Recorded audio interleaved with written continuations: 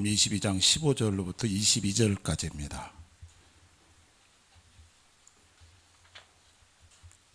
주보도 함께 참조하시면 좋겠습니다. 다 자신 걸로 알고 저 한 절씩 교도하시겠습니다. 이에 바리새인들이 가서 어떻게 하면 예수를 말의 올무에 걸리게 할까 상의하고 자기 제자들을 헤롯 당원들과 함께 예수께 보내어 말하되 선생님이여 우리가 아노니 당신은 참되고 진리로 하나님의 도를 가르치시며 아무도 꺼리는 일이 없으시니 이는 사람을 외모로 보지 아니하심이니이다. 그러면 당신의 생각에는 어떠한지 우리에게 이르소서.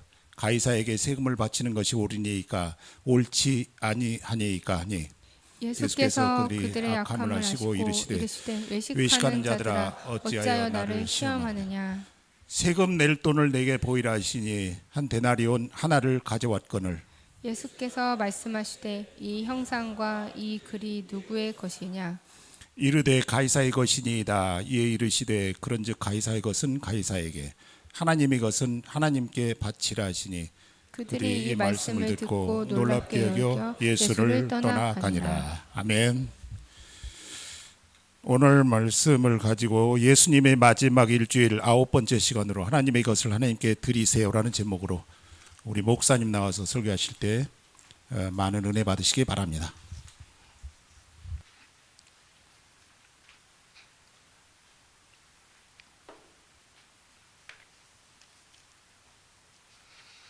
예, 모두 평안하셨나요? 우리 옆에 분에게 인사 나눠주십시오. 봄이 왔습니다. 추워도 봄입니다. 예, 저희가 이제 그 4월달 그 13일이 종료주일이고 이렇게 온 성도분들이 같이 종료주일 찬양을 할 거고요. 20날은 부활절 주일입니다. 그때 성찬식도 같이 있을 예정이고 27일 때는 이제 봄 소풍이 있습니다. 우리 소풍 좋아하시죠? 그런 말이 있습니다. 이렇게 노는 데 빠지면 죄 된다고.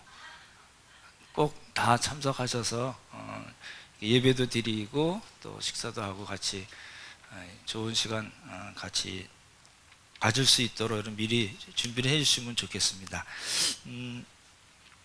이 8번째인가요? 우리 9번째인가요? 저도 잘 모르겠네요. 9번째인가요? 예. 하나님 것을 하나님께 드리세요라는 제목으로 말씀 전하겠습니다. 말씀드렸던 대로 저희는 지금 어디에 계속 이렇게 지금 진도가 안 나고 있어요? 어느 요일에? 예, 화요일에 걸려 있습니다.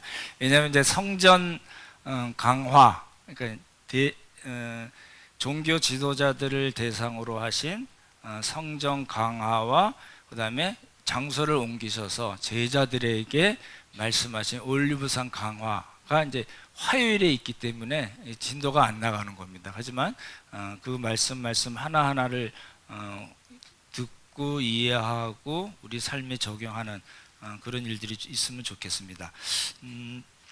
예, 이제 이런 겁니다. 이제 1라운드는 이제 종교 지도자들이 예수님께 권위에 대해서 도전을 한 겁니다. 그러죠? 예. 그래서 예수님께서 이 세 개의 비유, 두 아들의 비유, 악한 농부의 비유, 혼인잔치의 비유를 통해서 권위에 도전한 종교 지도자들에게 말씀하시는 것이었고요. 그리고 두 아들의 비유, 악한 농부의 비유, 혼인잔치의 비유, 첫 번째 것은 누구에게 직접 말씀하신 거냐면 종교 지도자들에게 말씀하신 것이고, 특별히 두 번째, 세 번째 비유에서의 두 번째 비유 아시죠?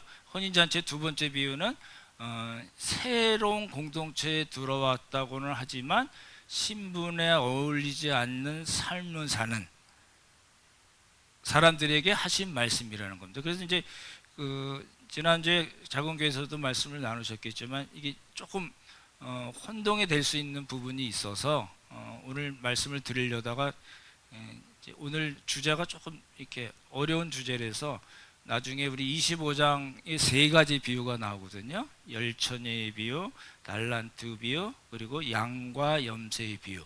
그거 나올 때 또 같이 한 번 더 말씀을 드리겠습니다. 요 지난주에 보여드렸던 편인데 요거를 좀 잘 이렇게 이해를 하시면은 예수님의 비유를 우리가 조금 더 이해하기는 편할 것 같고요. 이제 1라운드 끝나고 2라운드가 왔습니다. 이제 바리새인들이 자기의 제자들을 보내서 헤롯 당과 함께 이제 예수님께 가서 이제 질문을 하는 장면이 나옵니다. 먼저 성경 해석을 어떻게 하는가를 좀 설명을 드려야지 오늘 설교 들으시기가 훨씬 편하실 것 같아서요.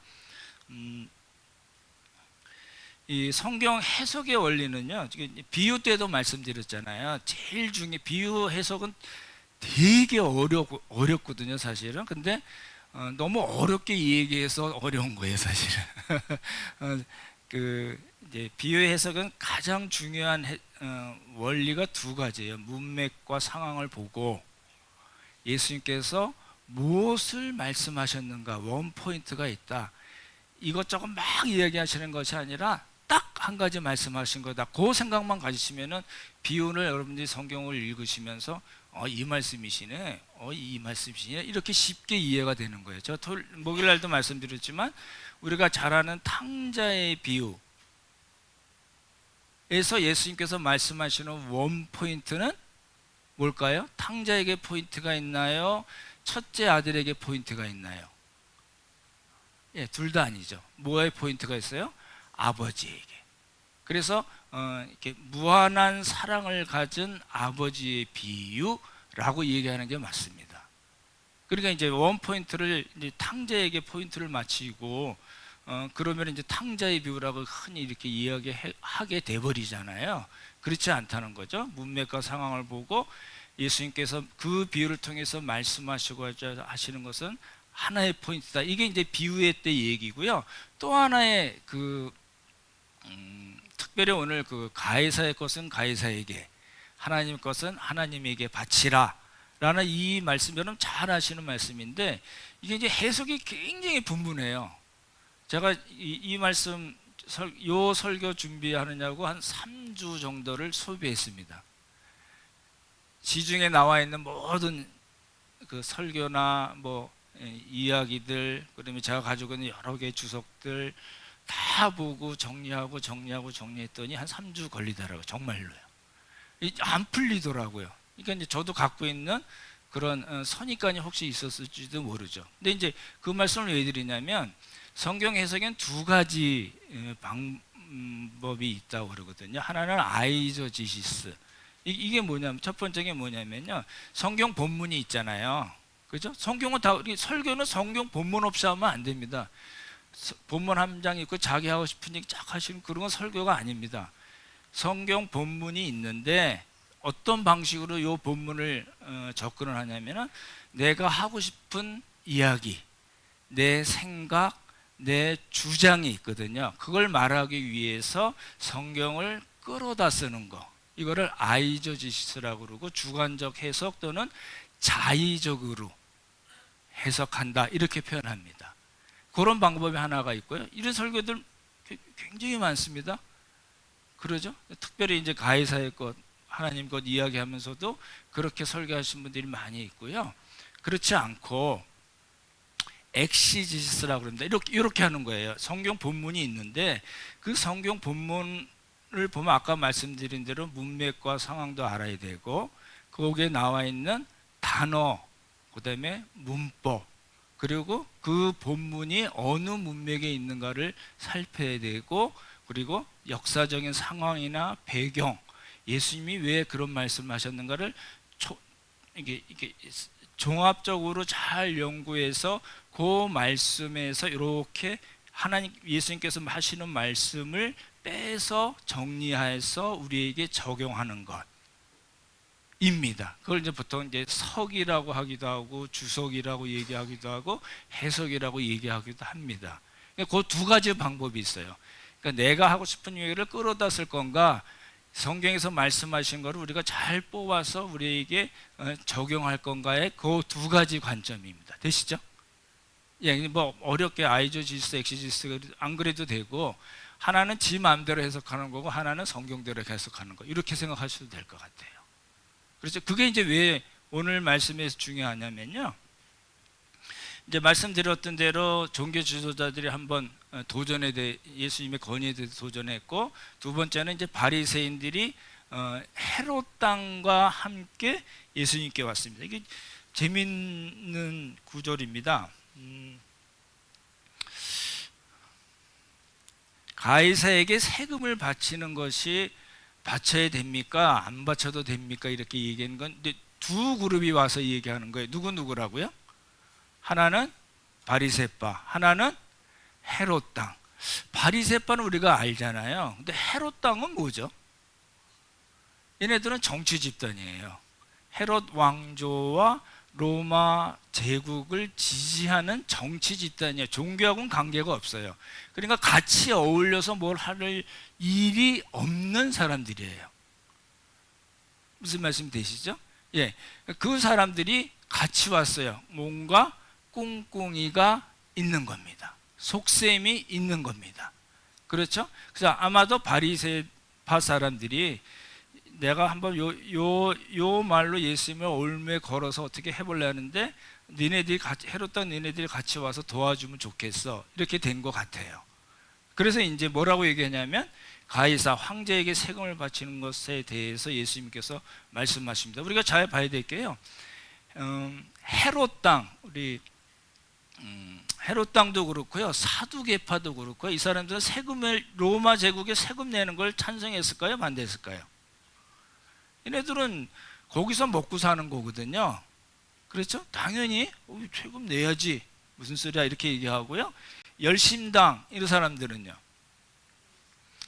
이게 식칼이라는 칼 갖고 다니는 사람들이잖아요. 그래서 마사다 항쟁 때 3년 동안 마사대에서 버티다가, 로마에다 버티다가 다 자살해 죽고 그랬잖아요. 그러니까 이 사람들은 세금을 안 내면 안 된다고 강력하게 얘기하는 사람들이고요. 에세나파는요, 쿰란 공동체에 따로 떨어져서 금욕적인 생활을 했던 사람들이거든요. 그러니까 이 사람들은 세금을 거의 안 냈겠죠. 그렇죠? 나 저꼴 안 봐, 그러고 떨어져 나간 사람들이니까. 그러면 바리새파는요, 이걸 여쭤보려고 그러는 거예요. 바리새파는 세금을 냈을까요, 안 냈을까요? 세금에 대해서 어떻게 생각했을까요? 세금을 냈다고 생각하시는 분? 세금을 안 낼 수가 없습니다. 세금을 안 내고 어떻게 사내들이 내서 자기들 역할을 하거나 회당에서 사람들을 가르칠 수 있을까요? 로마가 가만 안 두죠. 세금을 내기는 하지만, 이렇게 제가 전에 말씀드렸잖아요. 바리새파 사람들은 뭘 잘해요? 이렇게 저렇게 눈치를 보는 거예요. 그렇죠? 민중들의 눈치도 보고, 그렇죠? 그 로마의 눈치도 보고.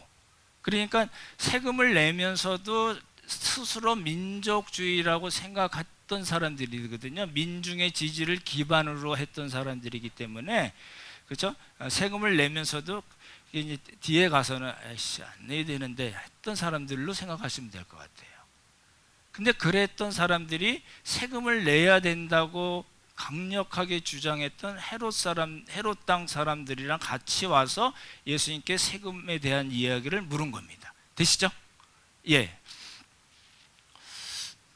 근데 이렇게 묻는 거는 이제 함정 질문입니다. 제가 표현으로 이제 칼날 질문이라고 말씀드렸는데, 세금을 내야 된다고 예수님이 만약에 말씀하시면 무슨 문제가 생기냐면, 일반 민중들은 세금을 내긴 하지만 강력한 반발을 하고 있는 입장이잖아요. 그래서 거기서 세금, 너희들도 다 세금 내야지, 로마에 세금 내야지, 그러면은 반민족주의자로 이렇게 찍히는 겁니다. 예수님이 로마의 앞잡이 역할을 한다고 오해받을 수 있어서, 사람들이 예수님을 선지자로 또는 정치적인 메시아로 생각했던 사람들은 다 떨어져 나가는 그런 위험이 있었고요. 그리고 세금을 내지 말아야 된다 그러면 뭐에 걸리냐면, 그래서 헤롯 땅에 온 거거든요. 세금을 내지 말아야 된다 그러면 로마의 개교, 이게 그 로마가 가장 다른 점령을 하고서 그 사람들에게 부역을 시키거나 세금을 받는 것이 굉장히 중요한, 로마 제국을 유지해 나가는 데 중요한 일이었거든요. 그러니까 조세 저항을 선동하는 정치범으로 몰릴 수가 있다는 겁니다. 이거 되시나요? 요거 마시면 이제 이야기는 일반적으로 이야기하는 이 가이사에게 세금을 낼 건가 말 건가 하는 문제는 다 얘기가 다 끝나는데요. 이제 요거를 이제 기억을 이제 해두시면 좋을 것 같아요. 그러니까 이 되게 어려운 거예요, 이게요. 세금을 내야 된다고 얘기하면 이런 문제가 생기고, 내지 말아야 된다고 그러면 잡혀가는 거예요. 누구에게 잡혀가요? 헤롯 땅에 누구에게 넘길까요? 로마의 총독입니다. 누가복음 20장 20절에 나옵니다. 그러니까 로마 총독에 끌고 가서 예수님을 처치하려는 의도를 갖고 물은 거기 때문에 굉장히 난해한, 그거 아시죠? 외통수라는 말 아시죠? 외통수에 걸리신 겁니다, 사실은. 그죠? 예. 진퇴양난, 외통수에 걸리신 거거든요. 그러니까 이제 얘네들은 바리새파나 헤롯 당은 이제 자신이 있었던 거죠. 이 이야기하면 민중들의 지지가 없을 거고, 다른 이야기하면 로마 총독에 넘기면 되지. 그래서 이제 헤롯 땅에 온 거고요. 그래서 이제 그 악한 의도를 한 거죠. 잡고자 했다. 올무 이야기도 나오고요. 그리고 20장 20절을 보면 이에 그들이 엿보다가 뭐 하려고요? 예수를 총독의 다스림과 권세 아래 넘기려고. 그러니까 총독에게 넘기려고 이제 바리새파와 헤롯 땅에 온 겁니다. 되시죠? 예.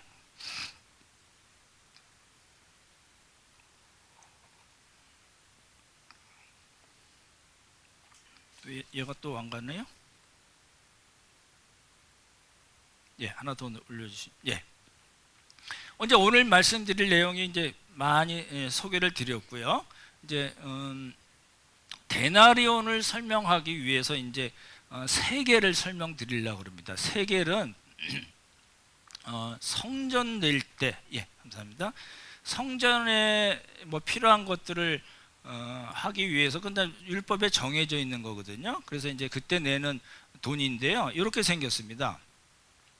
성전세는 이제 두로에서 만들었기 때문에 두로 세겔이라고 그럽니다. 따라해보죠. 두로 세겔. 예, 이 두로 세겔에는 이게 사람 얼굴도 보이고 독수리도 보이잖아요. 요 얼굴이 두로의 신입니다. 우리 그 두로 시돈 아시잖아요. 그죠? 예. 거기서 이제 로마 제국이 그 두로에서 은하를 만들었거든요. 근데 그 형상이 뭐냐면 두로의 신인 멜카르트입니다. 그 우리나라 동전도 그런 거 있죠. 지금은 잘 모르겠는데 옛날에 10원짜리, 50원짜리 이런 거 보면 뭐 다보탑 있고 뭐 이런 거 있었잖아요. 예, 그런 식이었겠죠. 그리고 뒤에 보면요, 뭐라고 써있냐면 거룩한 도시 두로, 그리고 도피성, 그리고 KA라고 쓴 거는 로마의 힘이라는 뜻입니다. 그러니까 이제 그 동전의 성격을 우리가 알 수가 있겠죠. 뭐죠? 성전에 내는 동전이에요. 근데 잘 생각해 보시면 이상하네. 잘 보십시오. 잘 보세요. 성전에 내는데 두로에서 만든 이방 신의 그림이 그려져 있고, 뒤에는 로마의 힘이라고 되어 있고, 로마를 상징하는 독수리가 새겨진 그 동전, 은하로 성전세를 내게 돼 있어요. 누가 결정했을까요? 로마가 너희들 예루살렘 성전 하려면 너희들 그렇게 해야지라고 로마가 결정한 게 아니고요. 누가 결정했을까요? 예, 산헤드린 공회가 결정한 거예요. 사두개파와 바리새파가. 근데 잘 보시면 뭐에 걸리죠? 그렇죠. 우상숭배. 뭐 이렇게 십계명에 나오죠. 십계명 제2계명에 나오잖아요. 뭘 새겨서 만들고 그러지 말라고 말씀하시는, 거기에 걸리는데, 근데 왜 성전세로 요 세 개를 반 세 개를 썼을까요? 왜 그랬을까요? 돈이 되거든요. 돈이 돼서 그래요. 다른 이유 하나도 없고요. 딱 한 가지, 돈이 돼요. 이게 무게가 이제 뭐 자료마다 좀 차이가 있긴 한데 순도로 따지자면 한 94% 정도 된대요. 그러니까 다른 일반적인 은화를 쓰는 거, 은화를 성전에 바치라고 그러기보다는 그래도 순도가 제일 높은 돈이 되는 이 두로 세겔로 성전세를 내게 했다는 거예요. 그러니까 잘 보십시오. 우리가 생각하기에 대제사장 하면 다 짝퉁입니다. 그렇죠? 다 짝퉁이에요. 다음 주 이제 부활 때 또 말씀을 드릴 텐데, 사두개파가 아론의 라인 77명의 77대까지 대제사장이 아론부터 있거든요. 근데 36번째까지인가가 아론의 후손이고 그 이후로는 다 짝퉁입니다. 아무런 자격이 없는 사람이 돈 주고 산 거거든요. 그러니까 돈 주고 산 사람들이 그 돈을 복구하려면 어떻게 해야 돼요? 당연히 돈이 되는 두로 세겔로 성전세를 받는 게 당연하겠죠. 그렇게 한 거예요. 그러죠?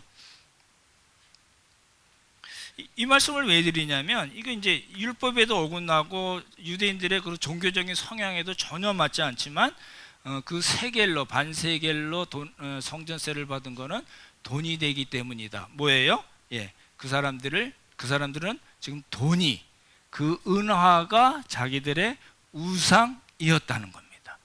요게 왜 이 세겔 말씀을 드리냐면, 오늘 이야기할 데나리온하고 연결이 되기 때문에 그렇습니다. 이제 참고로 이제 세겔도 있고요, 반세겔도 있습니다. 반세겔 두 개 뭉쳐서 한 세겔이 아니고요. 예수님이 베드로에게 고기 잡아서 성전세 내라고 할 때는 그때는 한 세겔이에요. 두 사람이 내야 되니까. 그래서 한 세겔도 있고 반세겔도 있다는 거 참고하시면 좋을 것 같고요. 이제 권력과 돈을 탐했다는 거고, 이제 오늘 이제 볼게 이제 세금 이야기입니다. 이제 인두세라고 그러죠. 그렇죠? 우리 같이 한번 읽어볼까요? 한번 읽어보겠습니다. 시작. 세금 낼 돈을 내게 보이라 하시니 데나리온 하나를 말씀하시되 이 형상과 우리 누구의 것이냐 이르되 가이사의 것이니이다. 이 데나리온은 로마 화폐입니다. 우리가 여러분 들으셨던 드라크마라는 같은 같은 가치의 돈인데요. 드라크마는 그리스 화폐고 이 데나리온은 로마 화폐입니다. 이게 어떻게 생겼냐면요, 이렇게 생겼습니다. 이게 우리 아우구스투스 가이사 아구스도라고 성경에 나와 있는 아우구스투스 데나리온이 이렇게 생겼고요. 이게 첫 번째 황제고, 두 번째는 티베리우스 황제입니다. 티베리우스 데나리온이라고 그러는데요. 여기 뭐라고 써 있냐면, 예수님이 지금 뭐라고 그러셨죠? 가져오라고 그래서 뭐라고 말씀하셨어요? 이 형상과 글이 누구의 것이냐 그러셨잖아요. 그렇죠? 그 얘기예요. 그래서 이제 티베리우스 데나리온에 보면은 이렇게 써 있어요. 티베리우스 카이사르, 카이사르는 가이사라는 뜻이고, 신성한 아우구스투스의 아들. 이게 무슨 얘기죠? 잘 생각해 보시면 세겔에는 두로의 신이 형상으로 되어 있잖아요. 그리고 거룩한 도시 두로, 그리고 도피성 로마의 힘, 이렇게 돼 있고, 이 데나리온은 그렇게 돼 있지 않고 뭐라고 돼 있냐면, 신성한 아우구스투스의 아들 티베리우스 가이사라고 돼 있다는 겁니다. 그리고 두 번째 보면 뒤에 보시면요, 티베리우스 어머니로 보이는데요, 리비아라고 그럽니다. 올리브 가지 듣고 창 갖고 있고, 뭐라고 이게 뭘 의미하냐면요, 팍스 로마나, 많이 들으셨던 거죠. 로마의 평화입니다. 그렇죠? 이 로마의 평화를 누가 준다고요? 로마 제국이 준다는 걸 의미하는 거거든요. 그리고 이제 글씨로 이렇게 보면 폰티펙스 막시무스. 막시무스 어디서 들어보셨나요? 어디서 들어보셨죠? 맥심 커피. 다 거기서 온 겁니다. 이게 이제 최고라는 뜻이거든요. 그러니까 폰티펙스 막시무스 하면은 최고의 제사장, 대제사장이라는 거죠. 그렇죠? 그럼 이걸 잘 보시면요, 예수님이 이 형상, 데나리온 갖고 오라고 그러시고 이 형상과 글이 누구의 것이냐라고 물으신 것은 어떤 뜻이 있냐면요, 잘 들으시면 좋겠습니다. 이 형상과 글이 누구의 것이냐고 얘기한 것은 뭘 의미하냐면 너희들이 충성을 바치고 있는 이 데나리온, 거기 안에 뭐라고 써 있지? 거기에 뭐라고 형상을 만들었지? 라는 뜻입니다. 다시 한번요.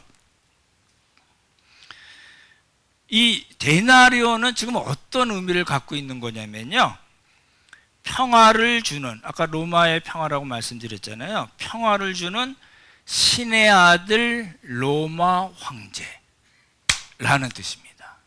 다시요, 따라해 보십시오. 평화를 주는 신의 아들 로마 황제. 요게 데나리온의 형상과 글에 들어간 의미라는 겁니다.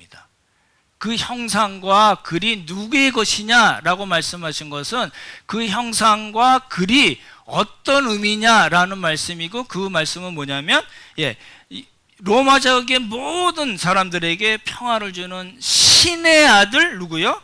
로마 황제. 그렇죠?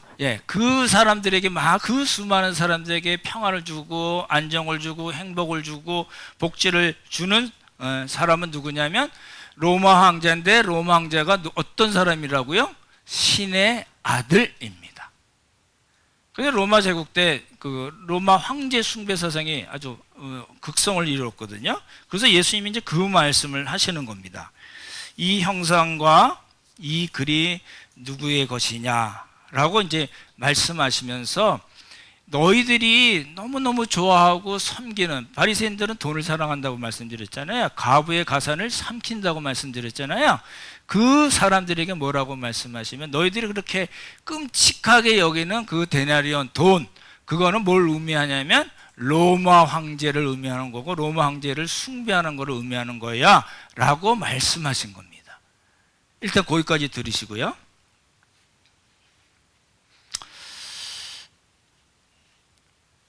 이제 해석이 이제 분분합니다. 이제 여러분도 이제 뭐 이렇게 이런저런 목사님들이나 이렇게 그 인터넷에서 우리가 볼 수 있는 것들을 보시면요, 이제 이렇게 해석을 한다는 거예요. 보십시오. 가이사의 것은 가이사에게 주고, 그리고 하나님의 것은 하나님에게 바쳐라 라고 이 얘기하면은 딱 떠오르는 생각이 뭐냐면, 세금은 세금대로 잘 내고, 그리고 교회에서 신앙생활하는 사람들 11조도 잘 내고 봉사도 열심히 하고, 그렇죠? 조금 더 플러스해서 얘기하면 죄정을 잘 챙겨라, 이렇게 옛날에 많이 해석했었습니다. 지금도 그렇게 해석하시는 분들이 사실 많습니다.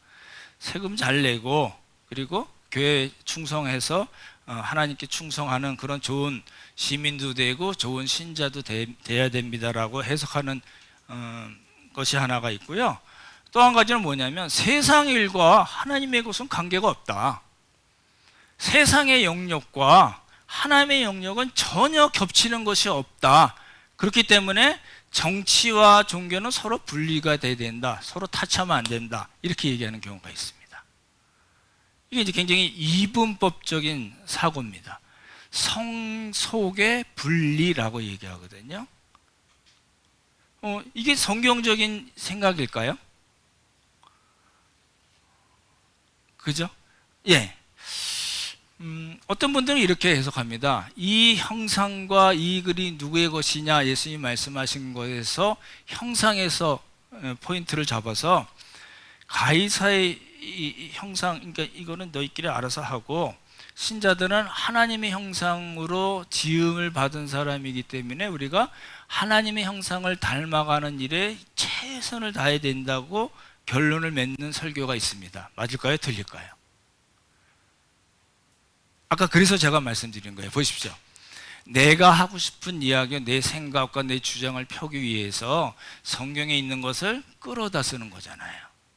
뭘 무시하고요? 문맥과 상황은 전혀 관계없이. 여기서 우리가 하나님의 형상을 닮아 그리스도의 형상을 이루고 하나님의 형상을 담는다는 말 자체는 틀린 거예요? 안 틀린 거예요? 전혀 틀린 이야기가 아니고 중요한 이야기인데, 그 중요한 이야기가 지금 가이사의 것은 가이사에게, 하나님 것은 하나님에게 드리라고 하신 요 예수님의 말씀, 그 본문에 맞는 이야기인가요? 전혀 상관없는 이야기인가요? 전혀 상관없는 이야기입니다. 근데 내가 요걸 너무 얘기하고 싶어요. 하나님의 형상을 닮아가야 된다는 생각이 꽉 차 있으면 형상만 보면 갖다가 끌어 쓰는 거예요. 그걸 아이저지스라는 거예요. 자의적으로 자기 마음대로 해석하는 거다라는 겁니다. 이런 해석은 되게 틀린 말이 하나도 없어 보이는데 전혀 성경적이지 않습니다. 왜요? 문맥을 무시했기 때문에 그렇죠. 그렇죠? 근데 이렇게 해석하시는 분들이 있어요. 내가 하나님께서 나를 보내신 것 같이 나도 너희를 세상에 보낸다고 예수님 요한복음에서 말씀하셨거든요. 그러니까 교회, 신자 교회는 뭐냐면 세상에 보내심을 받은 교회와 신자입니다. 동의하시죠? 그렇죠? 난 전혀 세상이랑 관계없다고 생각하시는 분들은 문제가 있는 거죠. 그럼 세금을 왜 내요? 뭐 이렇게 교통 범칙금 오면 안 내야 되잖아요. 나는 하나님의 영역인데 너 세상 영역에 왜 까불어? 이렇게 말하면 안 되잖아요. 그러니까 세상에 보내심을 받은 교회로서 정치, 경제, 사회, 문화, 예술, 교육 모든 분야가 신앙의 영역에 들어오게 된다는 겁니다. 그렇죠? 근데 이제 뭐가 문제냐면 그 말 자체는 틀린 게 아닌데요. 어디서 문제가 생기냐면 내가 예수님의 이름으로, 복음으로, 교회의 이름으로 정치를 하고 싶은 거예요. 이건 아닙니다. 어떻게 생각하실지 모르겠어요. 어떤 분이 그러셨어요. 어떤 교회에서, 여러분이 아시는 교회인데요. 그 목사님이 무슨 그 방송국에서 이제 이렇게 자담을 좀 길게 1대1로 한 걸 제가 봤는데요. 그분이 그렇게 얘기하시더라고요. 우리 교회는 평상시에 이제 그분과 어떤 분들이, 어떤 목사님들이 무슨 성명서를 하나 이제 시국과 관계돼서 성명서를 이제 SNS에 올리고 뭐 이래서 이제 많은 사람들이 이제 동참하게 되기도 하고 그랬는데요. 그분이 이제 그 목사님이 자담하시면서 얘기하신 게 뭐냐면 우리 교회는 함께 가는 게 말고요. 그분 말씀이 우리 교회는 평상시 그런 서로 다룬 것에 대해서 용납하는 훈련도 돼 있고 성경적인 가치관이나 원리에 대해서 충분히 잘 훈련이 돼 있기 때문에 그 우리 교회 안에서 정치적인 이야기를 하더라도 교회가 갈라지거나 서로 의견이 달라져서 얼굴 붉힌 일이 전혀 없습니다 라고 자신 있게 얘기하셨어요. 가능할까요? 좌파 한번 손 들어 보실래요? 우파, 극우, 극자. 여긴 극우, 우파, 좌파, 극자 뭐 이렇게 돼 있나요? 어느 교회든지요. 어느 교회든지 그 목사님 말씀을 제가 들으면서 참 잘하신 부분이 있구나라고 생각이 들면서도 이 정치적인 문제에 대해서는 사람들이 다 달라요. 의견이 다 다른데 우리 교회는 평상시에 훈련을 잘했기 때문에 그런 문제가 없습니다라고 자신 있게 얘기할 수 있을까요? 그렇지는 않습니다. 그게 그렇게 쉽게 되는 이야기가 아니잖아요. 우리가 경험적으로 알거든요. 만약에 우리 교회에서 제가 이제 열받아가지고 이제 필 받았어요. 그래서 우리도 어디 나갑시다. 뭐 시청, 광화문, 여의도 안 되면 목동이라도 갑시다. 그래가지고 여러분을 막 이렇게 묶어가지고 버스 대절해가지고 막 이렇게 가면 여러분 그냥 아멘하고 다 따라가실래요? 예, 그럴 수가 없습니다. 많은 어떤 경우에 많은 부분들이 그렇게 될 수도 있는 부분도 있겠지만, 그러니까 이제 이 세상으로 그 보내심을 받은 교회와 신자라는 말, 정치, 경제, 사회, 문화, 예술, 교육 모든 분야에 있어서 우리는 그리스도의 대사로 보내심을 받았다는 말 자체는 틀리지 않지만, 그게 우리의 실력이나 우리의 형편 때문에 그렇게 이제 묶어서 우리가 교회의 이름으로, 예수님의 이름으로, 복음의 이름으로 정치적인 일을 하자라는 것은 안 됩니다. 그렇죠? 우리가 그런 거 하면 그러면 이제 예배 마치고 밥 먹고 이제 가야 되잖아요. 또 다음 때 와서 또 이슈가 또 생기면 또 가야 되잖아요. 있으면 또 가요. 신앙생활이 제대로 될까요? 안 됩니다. 그렇게 이게 여러분이 개인적으로 가지고 있는 정치적인 견해나 다 다른 이 견해가 있잖아요. TV에 보면서 에이씨 저기 또 나왔네. 그리고 돌리잖아요. 좀 그럴 때 많거든요. 그럼 저도 그런 어떤 견해를 갖고 있다는 거잖아요. 그죠? 근데 그게 성경적인 견해는 딱 맞는다고 누가 장담해요. 다 다른데. 그러니까 조심해야 돼요. 거기에 포인트를 예수님도 그 부분에 포인트를 맞추지 않으셨습니다. 빌라도가 나중에 말씀드리겠지만 빌라도가 예수님에게 여쭤본 게 뭐냐면 뭐 여쭤봤을까요? 이제 가룟 유다에 팔리셔서 종교주자들이 끌고 안나스 가고 그다음에 가야바 가고 빌라도에 갔거든요. 빌라도가 똥끝이 탔어요. 나중에 우리 교재에도 제가 써놨는데 들락날락 하면서 똥끝이 타가지고 막 그랬던 빌라도가 예수님을 처음 만나서 물었던 게 뭐냐면 내가 유대인의 왕이냐를 물었어요.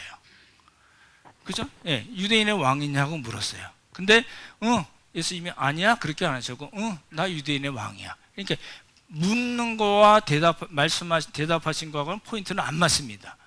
안 맞지만 표면상으로는 유대인의 왕이야? 라고 물었는데 예수님은 나 유대인의 왕이야라 대답하시고 그리고 예수님 한 말씀 더 붙였어요. 뭐 붙였을까요? 내 나라는 이 세상에 속한 것이 아니야.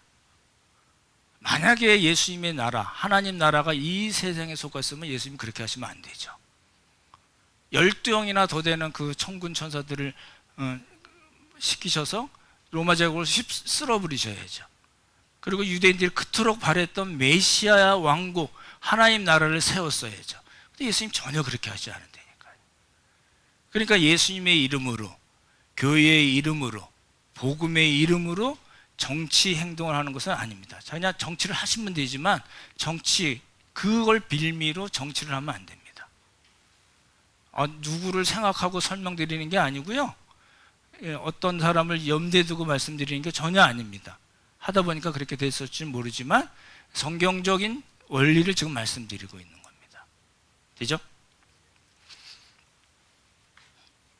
여러 가지 해석이 있어요. 그러니까 이제 가이사의 것은 가이사에게, 하나님 것은 하나님께. 가이사를 지금 이 예수님 말씀하실 때 그 가이사는 지금 정부를 얘기하는 것이 아닙니다. 그냥 1대1로 대입시켜가지고 내가 마음대로 해석해버리는 거는 아까 말씀드린 대로 자의적인 해석이고 잘못된 해석이라는 거죠. 그러니까 우리가 초점을 맞춰야 될 건 뭐냐면 예수님께서 말씀하시는데 그 말씀은 바리새인과 헤롯 당에도 말씀하셨지만 그 옆에서 말씀을 듣고 있었던 제자들에게 하신 말씀이고 제자들이 한 30년 정도니까 한 40년 넘게 지나서 마태나 마가나 누가가 자신의 독자들, 자신이 섬기는 교회 공동체의 상황을 보고 이 말씀이 꼭 필요하겠다라고 쓴 거고 그렇게 성령의 감동으로 기록된 성경 말씀을 우리가 지금 보고 있는 거라는 겁니다.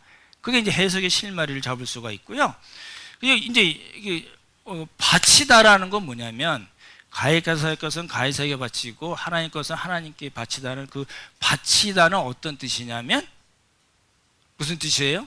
내가 공개적으로 그 사람을 섬기고 충성하기로 선택했다는 말입니다. 지금 바리새파나 헤롯상들은 다 공개적으로 그렇죠? 눈치 봐가면서 하기도 하고 공개적으로 하기도 하고 그 권력과 힘을 얻기 위해서 사두개파 사람들은 돈으로 대제사장을 사고 자기 복구하려고 노력도 하고 또 남은 그 모은 돈을 갖다 바치고 하는 이거는 뭐거든? 그건 뭐예요? 그 사람에게 바친다는 거는 헌신하는 거고요, 충성하는 거고요, 왕으로 삼는 겁니다. 그걸 이제 우리가 해석할 때 생각을 하시면 좋을 것 같아요. 그래서 마지막 그 해석의 실마리는 뭐냐면요. 보십시오. 아까 말씀드린 대로 조금 어려울 수가 있긴 한데 이 중요한 문제를 우리가 생각할 때 문맥을 생각하지 않고 하면 안 됩니다. 문맥이 아까 말씀드렸죠. 건의에 대해서 시비를 걸었기 때문에 세 가지 비유로 그렇죠? 말씀하셨습니다. 아버지, 주인, 왕. 그렇죠?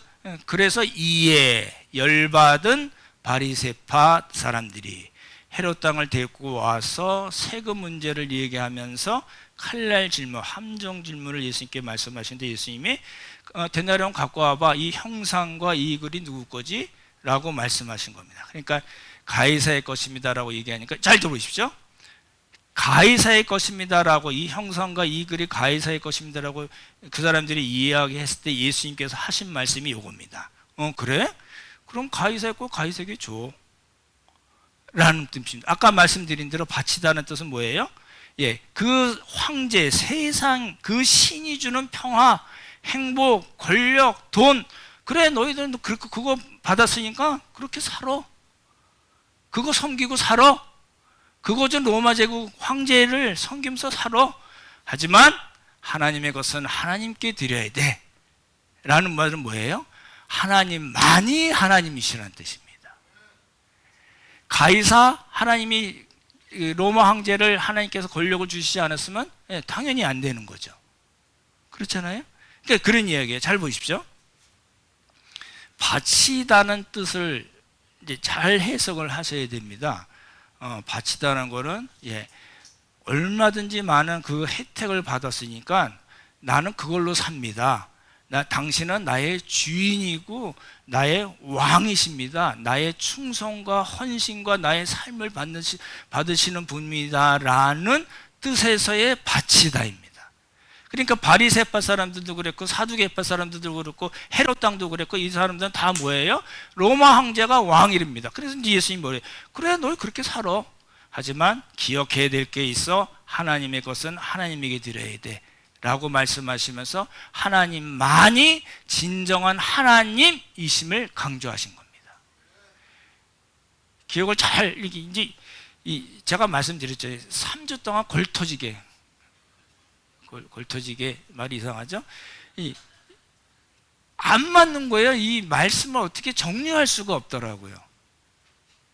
그래서 그렇게 고생해서 말씀을 드린 거지만 여러분의 생각과 조금 다를 수도 있습니다. 이렇게 계속 말씀해 주시면 또 정리해 나가면 좋겠다는 생각이고요. 그래서 이런 해석의 실마리를 우리가 봤으면 이런 겁니다. 보십시오. 예수님이 가이사의 것은 가이사에게, 하나님 것은 하나님께, 그러니까 바리새인이 지금 얘기하는 거예요. 헤롯 땅은 지금 가이사의 것은 가이사에게, 오케이, 아무 문제 없어요. 그렇죠? 가이사의 거 가이사에게 준다니까 헤롯 땅도 입장에서는 아무 문제가 없는데 지금 문제는 누구냐면 바리새인이에요. 근데 잘 생각해 보시면 예수님께서 이 하나님의 것은 하나님께 드려야지, 너희 그래 그렇게 살아도 되는데 하나님 것은 하나님께 살아야 돼 바리새인들아, 그렇게 말씀하신 걸까요? 아니라니까요. 그 말씀이 아니에요. 권면하고 말씀에서 회개해서 돌아오라고 말씀하신 것이 아닙니다. 이거 지금 우리가 22장을 보고 있는 거잖아요. 23장에 보면 화이슨저 외식하는 서기관과 바리새인들이요 라고 7번 다다다다닥 예수님께서 말씀하신 장면이 나와요. 그러니까 당연히 이 사람들을 권면에서 회개의 대상으로 되는 것이 아니라는 겁니다. 그렇게 살지? 살아. 가이사의 것은 가이사에게 줘. 하지만 하나님 것은 하나님께 바쳐야 돼. 너희들은 아니야 라는 말씀입니다. 이 말씀을 사복음서 기자들이 자신들의 공동체 교회에게 쓰면서 뭐라고 어떤 의미에서 썼을까요? 그러면 잘 보십시오. 지금 예수님의 상황에서는 바리새파들 너희들 그래 그렇게 살아, 너희들은 끝났어 라고 말씀하시면서 하나님 것은 하나님께라고 말씀하셨는데, 이 말씀을 받은 제자들이 30년, 40년, 50년 지나서 자신들의 공동체에게 이 스토리를 들려주는 이유가 뭐라고요?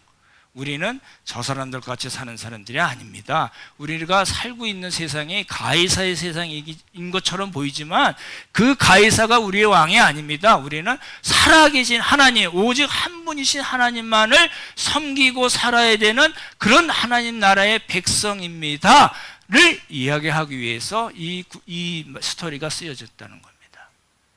되시나요? 조금 잘 생각을 해보시면 좋을 것 같습니다.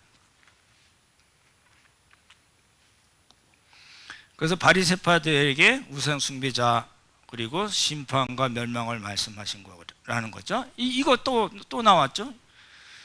예수님께서 이 종교 지도자에게 하신 말씀을 성경 저자들, 복음서 저자들이 자신의 공동체와 그리고 기록된 하나님의 말씀을 통해서 우리들에게 하시는 겁니다. 그렇죠? 이거 꼭 기억을 해 두셔야 되는 그림이고요. 그러면 이제 우리 입장에서는 이제 뭘 생각해야 될까요? 우리는 이제 그렇게 사는 수가 있잖아요. 이거 하나님께서 나에게 주신 것이니까 이제 내 마음대로 살아야지. 그럴 수도 있고요. 이거 하나님께서 주신 거니까 말씀대로 당연히 하나님 나라를 위해서 우리가 살아야지 라고 이야기할 수도 있는데요. 이제 종교 지도자들은 그렇게 살았어요. 이것이 어디서 왔는지도 모르고 자기가 어떤 방법과 수단을 써서 챙긴 그것을 통해서 자기의 안위를 위해서 살았습니다. 그러면서 그 자기의 안위를 위해서 살기 위해서 가이사의 것을 가이사에게 준 겁니다. 가이사에게 충성한 겁니다. 그렇잖아요? 이게 우리 입장에서는요. 우리의 하나님은 누구신가요? 우리의 하나님이 누구신가요? 우리가 섬기는 하나님이시죠. 당연하죠. 근데 그게요, 쉽지가 않은 이야기예요. 그렇잖아요? 내 욕망, 내 목표, 내 생각, 내가 가지고 있는 어떤 그런 야망, 그게 하나님이 될 수 있어요. 그런 사람들은 바리새파가 똑같이 될 수가 있잖아요. 땡겨서 자기의 욕심을 채우는 쪽으로 간다는 거죠. 그거는 이제 하나님의 권위, 로드십이라고 그러잖아요. 하나님의 하나님 되심을 인정하지 않는 겁니다. 그렇게 살면 하나님의 통치를 받지 않는 겁니다. 그렇게 되면 뭐예요? 우리는 어떻게 해야 돼요? 두 가지가 제일 중요합니다. 보십시오. 하나님이 어떤 분이신가를 우리는 압니다. 그래서 그 하나님의 권위, 우리 권위 문제에서 시작이 됐기 때문에 로드십을 말씀드리는 거예요. 하나님의 권위를 우리가 인정해야 되고, 그리고 그 하나님의 통치를 받는 삶을 살겠다고 어떻게 해야 돼요? 아까 바치라는 말씀이 뭐예요? 공개적인 선언. 인정할 뿐만 아니라 나는 그렇게 사는 사람입니다를 공개적으로 우리가 선언할 수 있어야 됩니다. 오늘 말씀을 마칠게요. 당연히 세상과 하나님, 재물과 하나님, 내 욕심과 하나님을 겸하여 섬길 수는 없습니다. 우리는 누군가를 선택해야 됩니다. 가이사를 선택할 것인가 아니면 하나님을 선택할 것인가. 우리는 하나님을 섬기며 또 그분의 권위를 인정하며 그분께서 원하시는 삶을 살겠다고 결단하고 공개적으로 우리가 선포해야 됩니다. 이런 복이 우리 모두에게 있기를 예수님의 이름으로 축원합니다. 참 좋으신 성부성자 성령 하나님, 하나님의 살아계심을 저희 믿습니다. 또 하나님이 우리를 위해서 베푸신 그 크신 구원의 역사도 저희들 믿습니다. 그래서 하나님의 자녀가 되고 하나님 나라의 백성이 된 우리로서 하나님을 어떻게 모시고 살 것인가, 내 마음대로 살 것인가, 아니면 하나님을 하나님으로 모시고 또 하나님의 권위를 인정하며 공개적으로 나는 하나님을 섬기는 사람이라고 선포하며 살 것인가를 살펴보았습니다. 주님께서 도와주시고 함께 하셔서 예수님께서 말씀하신 하나님의 것을 하나님에게 바치라는 말씀이 우리의 모든 가정 또 직장, 교회 공동체의 삶에서 이루어지는 귀한 복을 주님 허락하여 주시옵소서. 하나님 은혜 감사드리오며 귀하신 예수님 이름 받들어 기도드렸사옵나이다. 아멘.